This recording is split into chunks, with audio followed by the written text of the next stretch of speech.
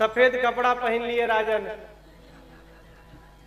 तिलक लगा लिए, धोती का फेटा बांध लिए, चुटिया बढ़ा लिए तो संत हो गए? जरूरी नहीं है, एकदम जरूरी नहीं है। वो 200 रुपया मीटर मिलता है, आप ही खरीद के चोंगा बना लो, धोती पहन लो, 2 रुपया का लाल टीका लगाओ, लेके लगा लो, 4 महीना बाल मत कटाओ, अपने आप चुटिया बढ़ जाएगी।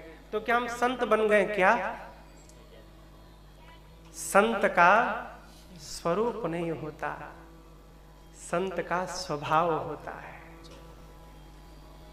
जिसके स्वभाव में संतत्व नहीं है वो संत नहीं है। हम तो कहते हैं संत कौन? जिसको देखने के बाद अनंत याद आ जाए ना, वो जीव संत है। जो दिखाई पड़े तो वो याद ना आए, उसको देखने से भगवान याद आ जाए, वो जीव संत है। वो घर में खेलने वाला 5 वर्ष का एक बालक भी हो सकता है, खाट पे पड़ा 100 वर्ष का वृद्ध भी हो सकता है, संत कोई भी हो सकता है। संत होना बहुत कठिन है। गोस्वामी जी कहते हैं विनय पत्रिका में, प्रभु कबहू की हाँ यह रहनी रहो। कहते हैं गोस्वामी जी, प्रभु क्या कभी मैं संत का स्वभाव प्राप्त कर पाऊंगा? गोस्वामी जी कहते हैं हम संत। संत कौन है? पर उपकार वचन मन काया, संत सहज स्वभाव खगराया। कागभूषुंडी जी कहते हैं गरुण जी से, हाँ कागभूषुंडी जी कहे हैं गरुण जी से, संत कौन? पर उपकार वचन से मन से व्यवहार से जो दिन रात दूसरे के उपकार में लगा है वो संत है। संत कौन? वृक्ष संत है, वृक्ष संत है, पृथ्वी संत है, पर्वत संत है, नदियां संत है। आप बताओ, आपको कोई पत्थर से मारेगा और आप उसको फल खिलाओगे? वृक्ष उसी को फल देते हैं जो पत्थर से मारता है। लगाने वाले को के चक्कर में मत पड़िए, पहली वाली कर लीजिए। पहली वाली कर लीजिएगा ना तो नवों की नवों भक्ति अपने आप चली आएगी। एक के करने से 9 भक्ति आ जाएगी। कैसे आएगी आज नहीं बताएंगे, उस दिन बताएंगे। आज ही सब बता देंगे तो उस दिन फिर क्या बताएंगे। ये तो विनोद है। संत का संग करिए। हमारे और आपके ऊपर भगवान की बड़ी कृपा है। जीवन के हर क्षण में इसका अनुभव करने का स्वभाव बनाइए। कल बाबू जी का फोन आया, गुप्ता जी। अच्छा। तो कल मेरे से 10 मिनट बात हुई। हमने पूछा कैसे हैं बाबू जी? बोले महाराज बड़ी कृपा है, बड़ा आनंद है। एक बार भी नहीं बोले घुटने में दर्द है। अभी मेरी कथा थी कलकत्ते में, तो जो बाबूजी बैठते थे ना, वो पारिवारिक कथा थी, व्यक्तिगत कथा थी। आदरणीय अरुण गुप्ता जी कराए थे, नवंबर में थी कथा वो। तो उनके पिताजी बैठते थे सामने, तो बेचारे वृद्ध है, लगभग 90 वर्ष की अवस्था है उनके। तो उनके घुटने में बड़ा दर्द रहता है, अवस्थागत है। और उनके मन में ये बैठ गया कि हम बीमार हैं। बीमार नहीं है, कुछ नहीं है उनको बीमारी, लेकिन उनको लगता है कि हम बीमार हैं। तो कथा में उनसे मैंने एक बात कही कि हर समय एक ही वाक्य कहिए कि भगवान की मेरे पर बड़ी कृपा है, बड़ी कृपा है।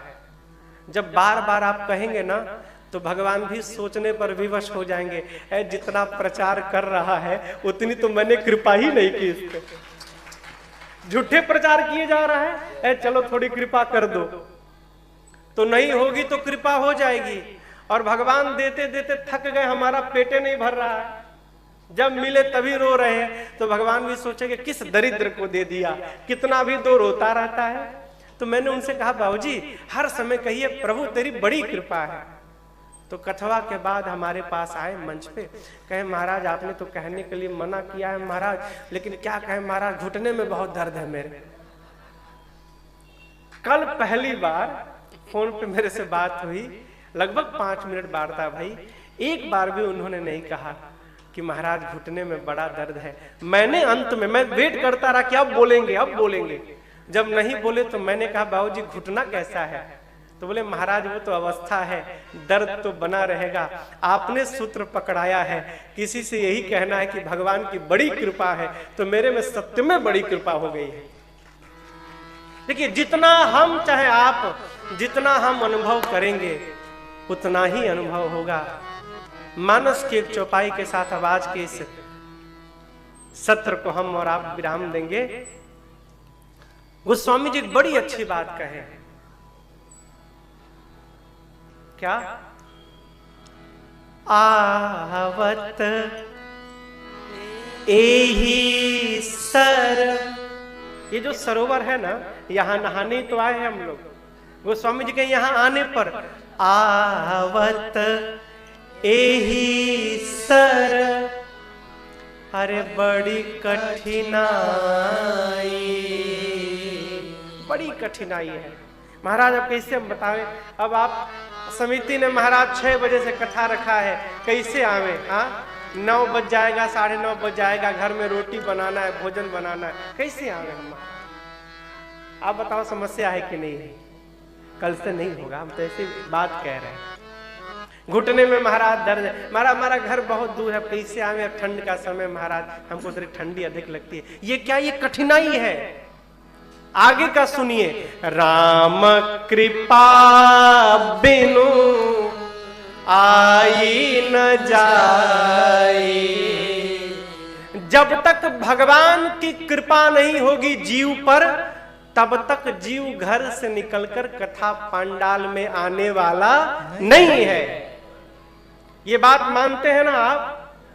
जब ये बात मानते हो तो ये भी मान लो प्यारे कि हम लोग तो घरवा से निकल के आकर बैठ गए हैं, इसका मतलब हम पर भगवान की बड़ी कृपा हो गई है। यही तो प्रमाण है, हम आए हैं, इसका मतलब हम पर बड़ी कृपा है।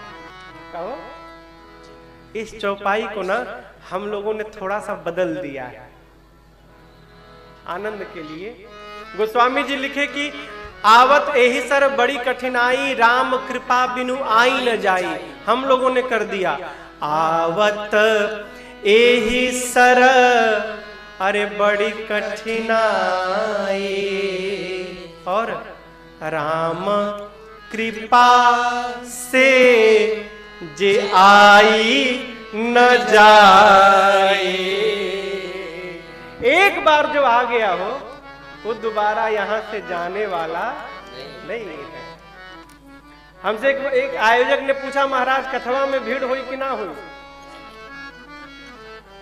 यहाँ की नहीं, दूसरे जगह की बात में बता। तो हमने उनसे कहा कि देखिए, पहले दिन श्रोता को बुलाना आपका काम, दूसरे दिन उस बुलाना फिर आपका काम नहीं, फिर वो मेरे राघव जी का काम है। मेरा अपना विश्वास है, जो एक दिन आ गया ना हो वो दूसरे दिन 4 को लेकर आता है, खाली नहीं आता। एक बार जो लग गया नशा मेरे राघव जी की कथा का हो, उतरने वाला है नहीं। इसलिए जय जय राम कथा, जय श्री राम कथा, जय जय राम कथा, जय श्री राम कथा। इसे श्रवण कर मिट जाती है, इसे श्रवण कर मिट जाती है, कथा श्रवण कर मिट जाती है, कथा श्रवण कर मिट जाती। 100 जन्म जन्म की व्यथा हो। जय जय राम कथा, जय श्री राम कथा, जय जय राम कथा, जय श्री। हनुमान जी ने देखा मैया को, देखी परम बिरहा कुल सीता, सोचण कपि भयक समपीता। देखी परम बिरहा कुल सीता, सोचण कपि कलप समपीता। रामचंद्र गुण बरनय लागा, सुनतहि माता कर दुख भागा। रामचंद्र गुण बरनय लागा, सुनतहि माता कर दुख भागा। तेरा भी सब दुख भागेगा, तेरा भी सब